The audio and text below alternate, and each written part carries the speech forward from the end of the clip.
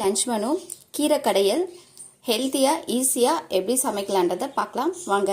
இதில் நான் ஒரு கிளாஸ் பருப்பு, 2 வெங்காயம், 2 தக்காளி, ஒரு 7 பச்சை மிளகா, ஒரு சின்ன நெல்லிக்காய் சைஸ் புளி. இது வந்து குக்கரில் விசில் போட்டு குக்கரில் பருப்பு 2 விசில் வந்துருச்சு. இப்போ நான் கீரையை தனியாக ஒரு பாத்திரத்தில் வேக வச்சுக்கிறேன். பருப்பு கூட கீரை போட்டோம்னா கலர் மாறிடும், அதனால் தனியாக நம்ம கீரையை வேக வச்சுக்கலாம். இப்போ நான் கேஸ் ஆன் பண்ணிக்கிறேன்.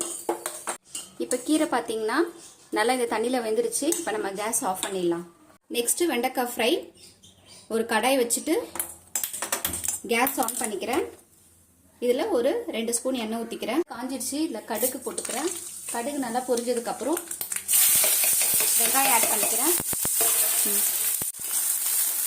வெங்காயம் கொஞ்சம் வதங்கட்டும், ரொம்ப வதங்க வேண்டாம், கொஞ்சம் வதங்கினா போதும். வெங்காயம் நல்லா வதங்கிடுச்சு. இப்போ நம்ம இதில் வெண்டைக்காய் போட்டு ஒரு கவட்டி கலரிக்கலாம். இதுக்கு உப்பு போட்டுடலாம் தேவையான அளவு. வெண்டைக்காய் போட்டு கொஞ்சம் நேரம் ஃப்ரை ஆகிடுச்சு. இப்போ இதில் பார்த்தீங்கன்னா நான் 1/2 ஸ்பூன் வெறும் மிளகாத்தூள், 1/2 ஸ்பூன் மஞ்சத்தூள், 1 ஸ்பூன் வீட்டு மிளகாத்தூள் இதை போட்டுக்கிறேன். இப்போ இந்த பருப்பு கீரை ரெண்டுமே தனித்தனியாக வேக வச்சாச்சு. இப்போ தான் சட்டியில் போட்டு கடைஞ்சி எடுத்துக்கலாம். சட்டியில் கொஞ்சம் பருப்பு கொஞ்சம் கீரை, இதுக்கு தேவையான அளவு உப்பு போட்டுக்கிறேன். இப்போ இதை நம்ம கடைஞ்சி எடுத்துக்கலாம். ஃபைனலி வெண்டைக்காய் ஃப்ரை ரெடி ஆகிடுச்சு. இப்போ இதில் கொஞ்சம் கருவேப்பிலை போட்டு அவ்வளோதாங்க, கேஸ் ஆஃப் பண்ணி கீரை கடைஞ்சாச்சு. ஃபைனலி இதுக்கு ஒரு தாளிப்பு கொடுத்துடலாம். ஒரு கடாய் வச்சு நான் கேஸ் ஆன் பண்ணிக்கிறேன். ஹீட் ஆனதுக்கப்புறம் ஒரு 2 ஸ்பூன் எண்ணெய் ஊற்றிக்கிறேன். காஞ்சிடுச்சு.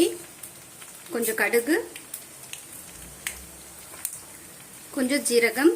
கடுகு ஜீரகம் பொரிஞ்ச உடனே ஒரு 5 காஞ்ச மிளகா, 6 பூண்டு போட்டு நல்லா இது வதங்கட்டும். இந்த தாளிப்பு ரெடி ஆயிடுச்சு. இப்போ நம்ம இதை கீரையில் அவ்வளோதாங்க, டேஸ்டியான கீரை கடையல் ரெடி.